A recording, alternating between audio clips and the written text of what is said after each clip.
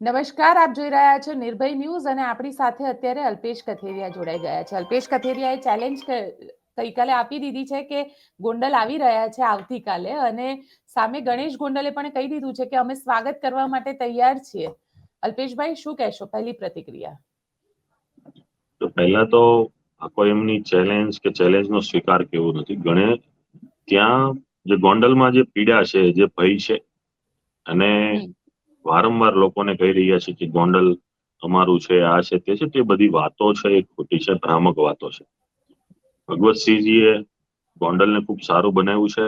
ગોંડલને, આ દેશને, આ ગુજરાતને અર્પણ કર્યું છે. અને અત્યારે લોકશાહીનો માહોલ છે. આ કોઈ રાજાશાહીવાદ નથી ચાલી રહ્યો કે કોઈ એક રાજા હોય ને બધી એની પ્રજા હોય.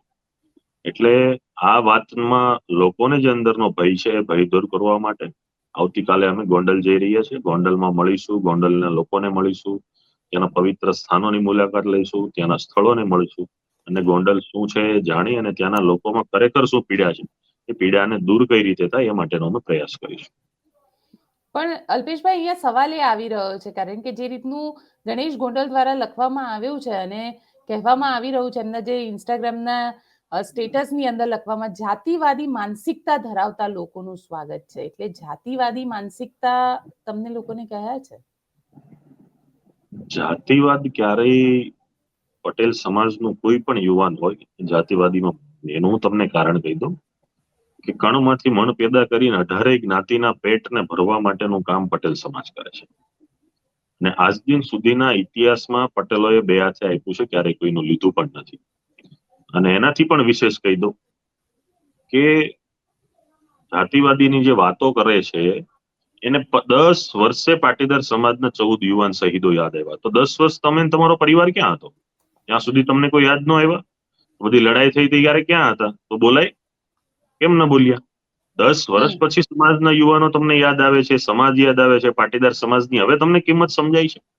જે સમાજ, જે વ્યક્તિ ગુજરાતના 18 વર્ણ જેમને મતોથી જીતાવે છે, એ ચૂંટણી પછી એમ લોકોને દબાવવાના, ભયભીત કરવાના, લોકોના ધંધાને નુકસાન કરવાનું, આ કઈ રીતની પ્રવૃત્તિઓ ચાલે છે? આવી પ્રવૃત્તિઓ ગોંડલમાં કે ગુજરાતની કોઈ પણ ભૂમિ પર સાંકવામાં ન આવતી હોય ત્યારે ગોંડલમાં સાંકવી જ ન જોઈએ.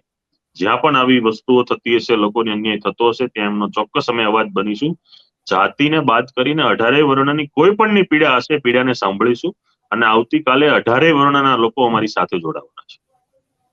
તમે કહી રહ્યા છો કે 18 વર્ણના લોકો તમારી સાથે જોડાવાના છે, પણ ગણેશ ગોંડલે જે સુલતાનપુરમાં સભા કરી હતી અને એ સભાની અંદર તો ખૂબ સ્પષ્ટ શબ્દોમાં ચેલેન્જ હતી, અને એવું પણ કહ્યું હતું કે આશાપુરા રોડ ઉપર ગીતા વિલા મારું નિવાસસ્થાન છે, હું લોકોની વચ્ચે રહું છું. ત્યાંના લોકો, તમે ત્યાંની જાતિવાદી માનસિકતાને ભડકાવી રહ્યા છો, અને સાથે સાથે પાટીદાર યુવકોની મૃત્યુની વાત કરી, જે તમે અત્યારે કીધું, પણ ઘણા બધા એવા મુદ્દાઓ ઉપર વાત કરી હતી કે અલ્પેશ ઢોલરિયા હોય કે અન્ય લોકો હોય, ક્યાંક ને ક્યાંક આરોપ લગાવવામાં આવે છે. બેન, આપણે જાણીએ છીએ કે ત્યાં ઘરે પણ એટલી સુરક્ષા રાખે છે, અને ઘરની બહાર નીકળે તો પણ ગનમેન ને બોડીગાર્ડ સિવાય બહાર નથી નીકળતા. જો આટલું જ સરસ તમે ગોંડલ બનાવ્યું છે, તો ગનમેનો, બોડીગાર્ડો, બાઉન્સર લઈને શા માટે ફરો છો? લોકોને ડરાવવા, ધમકાવવા માટે, કે તમારી સુરક્ષા માટે ક્લિયર કરવું જોઈએ? ગોંડલ સુરક્ષિત છે, લોકો સુરક્ષિત છે, તમે શા માટે આ બધા હથિયારબંધ બોડીગાર્ડો લઈને આટા મારો છો? શું કઈ ભય છે કે લોકોમાં ભયનો માહોલ ફેલાવો છે? એટલે આ બધી ખાલી કહેવાની તકવાદી વાતો છે. સુલતાનપુરની સભામાં પોતે જ પોતાની 25-50 ગાડી લઈને માણસોને બેસાડવાના, જે ચાલુ જવાબદાર વ્યક્તિઓ છે એને બેસાડવાના, જેના છોકરાના ટેન્ડરો છે એના હાથમાં માઇક આપવાના, એટલે એની વાહવાહી કરે. એટલે આ બધી પ્રી પ્લાનિંગ વાળી સભાઓ હોય છે. અમારું કોઈ જ પ્લાનિંગ નથી. જેવી એમને વાત કરી, મેં એમને સમય આપ્યો, આવતીકાલે આવીશું, મળીશું, અને જે વિસ્તારમાં જ્યાં પણ અમારી ઈચ્છા થશે ત્યાં જશું અને ફરીશું. તમે કહી રહ્યા છો કે આખા ગોંડલમાં તમે ફરશો, તો તમારી આ જે સભા છે કે જે પણ તમે રેલી સ્વરૂપે જશો, શું હશે આખું પ્લાનિંગ? તમે લોકોએ કોઈ સ્ટ્રક્ચર વિચાર કર્યું છે? અને ત્યાંથી અમારું કોઈ સ્ટ્રક્ચર નથી. અમારે કોઈ એની જેમ ગાડીઓ ભરીને માણસો નથી લઈ જવાના. અમારે કોઈને કોઈ ડીઝલના ભરીને નથી દેવાના, કે અમારા ફાર્મ હાઉસોમાં અમારે મીટિંગ કરીને આયોજન નથી કરવાનું. અમે સ્પષ્ટ વાત કરી છે કે અમે આવીએ છીએ, ત્યાં જશું, મળીશું, કોઈ પ્લાનિંગ નથી. ખાલી શરૂઆત છે કે મંદિરે પગે લાગીને આગળ વધીશું, ગોંડલના લોકોને મળીશું, જનતાને જાણીશું, સગા સંબંધી મિત્રોને ત્યાં જશું અને ગોંડલમાં ફરીશું. પણ તમને લાગે છે એનાથી લો એન્ડ ઓર્ડર સિચ્યુએશન પણ ક્યાંક ખરાબ થઈ શકે છે? ના, એનાથી લો એન્ડ ઓર્ડર નો પ્રશ્ન તો એ તો કહી છે ગોંડલ ખૂબ સારું છે, તો આમાં લો એન્ડ ઓર્ડર ક્યાં જશે? ગોંડલ એટલું બધું મસ્ત છે, ગોંડલમાં પરિસ્થિતિ સારી છે, ગોંડલ ભયભીત નથી, તો કાયદો અને વ્યવસ્થા પરિસ્થિતિને કઈ થવું જ ન જોઈએ ને. ગોંડલ ખૂબ સારું છે તો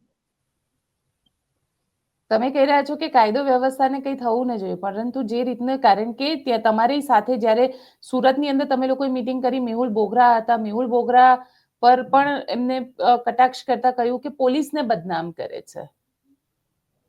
તમે પોલીસનું સન્માન કરો. પોલીસને મેહુલ બોગરા બદનામ કરે છે તો તમે પોલીસનું સન્માન કરો. તમને અત્યારે પોલીસ યાદ આવી? જ્યાં જે ઘરોની અંદર જ એટલા ચાર્જશીટના કેસોના થડકલા પડ્યા છે, એ કઈ રીતે પોલીસને સર્ટિફિકેટ આપી શકે? પોલીસને કોણ બદનામ કરે છે, પોલીસને કોણ સન્માન કરે છે? મેહુલ બોગરાનું કામ છે, મેહુલ બોગરા કરશે. તમારું કામ તમે કરો. બધાનું પોતપોતાનું કર્તવ્ય છે, પોતાનું કામ કરતા જાય. તમે કહી રહ્યા છો કે બધા પોતપોતાનું કામ કરતા જાય, પણ અલ્પેશ કથિરિયા શું વિચારી રહ્યા છે એમને?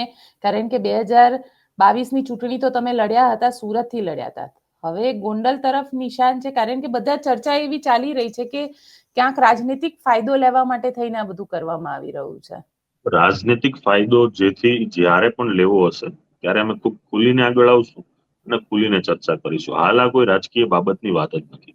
છેલ્લા 4-5 મહિનામાં દરેક મીડિયાને, સમાજને અને સમગ્ર ગુજરાતને જાણ છે. હવે તો અન્ય રાજસ્થાન સહિતના પ્રદેશોને પણ જાણ થઈ ગઈ, કેમ કે છેલ્લા 4-5 મહિનામાં જે ઘટનાઓ ઘટી, 1 બાય 1 આશાસ્પદ યુવાનનું મૃત્યુ થયું, આ દરેક ઘટનાઓની પાછળ આપ પણ જાણો છો કે કંઈક ને કંઈક શું જવાબદાર છે. તો એના માટે આ લડાઈ લોકોનો સૂર ઉઠ્યો છે. લોકો આવ્યા, તમે જોવું 4-5 મહિનામાં માત્ર પાટીદાર સમાજ નહીં, દરેક સમાજના લોકોને નિશાન બનાવ્યા છે. કોળી સમાજના સરપંચને માર મારવામાં આવ્યો, પટેલના યુવાનને માર મારવામાં આવ્યો, આશાસ્પદ જાટ યુવાનનું મૃત્યુ થયું છે. તો આ દરેક ઘટનાઓ એક પછી એક બની છે અને એક જ વિસ્તારમાં, એક જ ક્ષેત્રમાં અને ત્યાં જ આસપાસ બની રહી છે. તો સ્વાભાવિક છે કે આવી ઘટનાઓ જ્યારે ઘટતી હોય ત્યારે લોકોનો આક્રોશ થાય, લોકો બહાર આવે અને આ કાર્યક્રમો થાય. પણ અલ્પેશભાઈ, અહીંયા સવાલ એ છે, કાલે તમે ગોંડલ જઈ રહ્યા છો, તો જે આ પ્રકારના વિક્ટિમ્સ છે એ લોકો સાથે પણ મુલાકાત કરવાના છો? એ લોકો સાથે પણ એમના ઉપર જે આપવીતી છે એ બધું સાંભળવાના છો? જે એમાં જે પાટીદાર યુવાન વાળી વાત હતી, એમાં તો એમના પિતાએ એમની સાથે બેસી અને બંને પક્ષે સુખદ સમાધાન કર્યું છે. વાર્તા પૂર્ણ થઈ છે. જાટ સમાજનું પરિવાર છે, હાલ ગુજરાતમાં છે નહીં, એ એમના વતન ખાતે છે. જે પરિવારો ત્યાં હાજર હશે અને મળી શકાશે તો એ પરિવારને પણ અમે સંપર્ક કરીને મળીશું. કારણ કે એવા ઘણા બધા લોકો છે જે લોકો અમને પણ સંપર્ક કરતા હોય છે, કારણ કે ક્યાંક ને ક્યાંક પોતે પીડિત હોય છે. ચોક્કસ તમારો સંપર્ક કરે તો અમારો પણ ધ્યાન દોરીજો. આવા પીડિતોના નામ બહાર ન આવે, અને જો નામને પણ ગુપ્ત રાખીને કામ કરવાના હશે તો ત્યાં પણ અમે જે કોઈ પણ લો ઓર્ડરનું સંચાલન કરે છે એમનું ધ્યાન દોરીશું. અને મજબૂતાઈથી બહાર આવતા હશે અને ફરિયાદો કરવાની થશે તો એમાં પણ અમે સાથે રહીશું.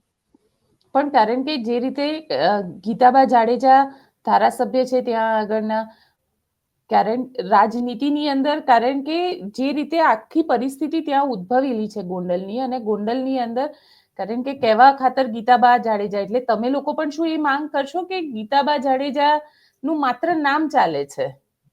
હું એમ જ કઉ છું કે ખાલી નામ જ ચાલે છે, બાકી તમે આખા ઘરને ધારાસભ્યના લાયસન્સ મળી ગયા હોય એ રીતે ત્યાં ચાલી રહ્યું છે. પ્રશ્ન જે છે ને કે ત્યાં જે ખરેખર લોકોએ ચૂંટ્યા છે તો એનું શાસન થવું જોઈએ, લોકોના પ્રશ્નોનું નિરાકરણ થવું જોઈએ. આ તો એક હિટલરશાહી તરીકે પોતે બેસી અને ત્યાં લોકોને દબાવવા, ભયમાં રાખવા, પોતાના અંદરમાં રાખવા, કોઈ મારી સામે બોલવું જોઈએ, જે આખી પ્રવૃત્તિ ચાલી રહી છે એ પ્રવૃત્તિનો જ અમને એ વિસ્તારને પ્રોબ્લેમ છે. ત્યાંના લોકો એ જ ડરી રહ્યા છે કે આવું શા માટે. તો તમે જશો તો તમને એવું લાગે છે કે આ ડર દૂર થઈ જશે? હવે મારું કામ છે સંભવિત પ્રયાસ કરવાનું, લોકોને ઢંઢોળવાનું, જગાડવાનું. થઈ જશે, થઈ જશે, ભવિષ્યના દિવસોમાં ખબર પડશે. અત્યારે અમે કાર્ય કરી રહ્યા છીએ. પણ એક દિવસ જવું અને કાયમ માટે ત્યાં રહેવું બહુ ફરક હોય છે અલ્પેશભાઈ. ફરક જ હોય છે. પણ હવે 500 કિલોમીટર દૂર રહેતા હોય તો રોજ તો બેન હું ત્યાં નથી જવાનો, તમે નથી જવાના, કે કોઈ નથી જવાના. બરોબર, અમારું કાર્ય છે, અમે કરશું. ત્યાં ઘણા બધા યુવાનો છે કે ત્યાં કદાચ મારી જરૂર પણ ન પડે, એવી ત્યાં લોકો પણ છે. એ લોકોને પણ મળીશું, એ લોકો પછી કામ કરશે. અને હું તો પહેલાથી જ કહું છું, જે તે વિસ્તારની અંદર ત્યાંના વ્યક્તિઓથી જ કાર્ય થઈ શકે, બહારના વ્યક્તિઓ તો આવીને જતા જ હોય છે. એટલે ત્યાંના જ લોકો આગળ આવે એ પણ અમે પ્રયાસ કરીશું. કારણ કે યુદ્ધ એ જ કલ્યાણના નામ ઉપર પણ બોલ્યા હતા ગણેશ ગોંડલ, અને ગણેશ ગોંડલે કીધું હતું કે ઘણા બધા લોકો યુદ્ધ એ જ કલ્યાણના નારા લગાવી રહ્યા છે, પણ યુદ્ધ એ ક્યારેય કલ્યાણકારી હોતું નથી. હું પણ કહું છું કે યુદ્ધ એ ક્યારેય કલ્યાણ નથી આપતું. યુદ્ધ એ હંમેશા દુઃખ જ સર્જે છે. યુદ્ધથી ક્યારેય કોઈ સમાધાન નથી થતું. યુદ્ધથી ક્યારેય માનવ જગતનો કે માનવ જે આખો સમાજ છે એને ક્યારેય સુખ પ્રાપ્ત નથી થતું. એ તો અમે પણ કહીએ છીએ અને અમે એ જ કહીએ છીએ. યુદ્ધ જ કલ્યાણથી કંઈ થવાનું નથી. એટલે શાંતિથી જીવવું અને લોકોને શાંતિથી જીવવા દો. તો શું તમારા લોકોની સાથે નિખિલ ડોંગા, કારણ કે એમને તો ત્યાંથી તડીપાર કરવામાં આવેલા છે, એટલે એમનો પણ એક બેક હેન્ડ સપોર્ટ છે તમને લોકોને? જો આમાં જે કોઈ સપોર્ટ કરે ન કરે એની સાથે કંઈ લેવા દેવા નથી. 2015 થી અમે આ કાર્ય કરીએ છીએ અને એની વાતે વસ્તુમાં ઘણા મીડિયાને પણ એમણે કીધું છે કે આની પાછળ આ છે, એ બધી ખોટી વાતો છે. કેમ કે 2015 થી અમે આ બધું કરીએ છીએ. ત્યારે નિખિલભાઈ ડોંગાને એ કોઈ પ્રશ્ન જ નથી.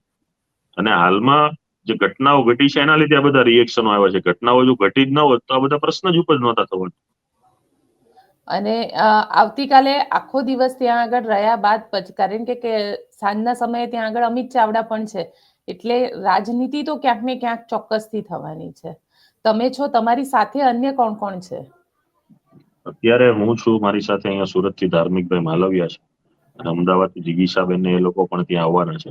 બીજા કોઈ મિત્રો આવવાના છે કે એનો હજી કોઈ વાત નથી થઈ. અમે તો જાહેર કોલ આપ્યો છે. હવે કોઈ આવે ન આવે એની સાથે કોઈ મતલબ નથી. અમે જે પણ એમને વાત કરી હતી કે આવીને ગોંડલમાં આવે તો અમે ગોંડલમાં જશું. જે રીતે એમને સ્વાગત કરવું એ રીતે કોઈ પણ પ્રકારનો વાંધો નથી. જેમ સ્વાગત કરવું એમ કરે. અમે ગોંડલમાં આવતીકાલે મજબૂતાઈથી જશું. તમે પોલીસ પ્રોટેક્શન કે કોઈ માંગણી કરી છે? નહીં, કોઈ પોલીસ પ્રોટેક્શન, કોઈ સુરક્ષા, કોઈ બોડીગાર્ડ, કોઈ ગનમેન લઈને અમે નથી ફરવા. અને ત્યાં આગળ ખોડલધામ તમને આ બાબતમાં, કારણ કે તમે બધા ખોડલધામ સાથે કનેક્ટેડ છો, અમે સમાજના કે અન્ય સમાજના દરેક ધામ સાથે સંગઠિત છીએ અને દરેક લોકોના ફંક્શનમાં પણ જઈએ છીએ. બીજા સમાજના પણ જે પણ ધાર્મિક સ્થાનો છે એના કાર્યક્રમોમાં પણ જઈએ છીએ. અને જ્યારે કોઈ પણની જરૂર પડશે ત્યારે દરેક સમાજ સંસ્થા, ધાર્મિક સંસ્થાઓની અમે મદદ લેશું. પણ તમને નથી લાગતું કે આનાથી જે લોકો ગોંડલમાં રહી રહ્યા છે એ લોકોને તકલીફ વધી શકે? એની તકલીફ માટે જ જઈએ છીએ બેન. જે તકલીફો છે ને એના માટે જ જઈએ છીએ. વધશે નહીં, ઘટશે. તકલીફો ઘટશે, વધશે નહીં. કારણ કે લો એન્ડ ઓર્ડર સિચ્યુએશન તો પોલીસના હાથમાં હોય છે. જો પોલીસ જ આમની અંદર કંઈ કરતી ન હોય તો પછી લો એન્ડ ઓર્ડર નું કામ છે પોલીસનું, તો પોલીસનું કામ કરશે. સામાજિક સ્તર પર અમારે અમારું કામ કરવાનું છે. પોલીસનું કામ કરશે. એને એવું લાગશે કે લો એન્ડ ઓર્ડર બડાડવા માટે સામે કોઈ લોકો છે, કોઈ વિરોધાત્મક કાર્યક્રમો કરવાના છે, કોઈ બહારથી આવવાના છે, તો પોલીસનું કામ કરશે 100%. તમે પોલીસના પોલીસ પરમિશન લીધી છે ને? પોલીસ પરમિશન નહીં હોય તો સભા કે સરઘસ નથી. વ્યક્તિગત જાઉં છું, મળવાનો છું. એમાં કોઈ પરમિશનની જરૂર નથી. અને તમારી સાથે લોકો જોડાયા તો લોકો જોડાય કે ન જોડાય તો મને કેમ ખબર પડે? તો આવતીકાલે હું જાઉં પછી ખબર પડશે કે લોકો જોડાય છે કે નથી જોડાતા. બિલકુલ અલ્પેશભાઈ, આપ અમારી સાથે જોડાયા તેના માટે આપનો ખૂબ ખૂબ આભાર. Thank you.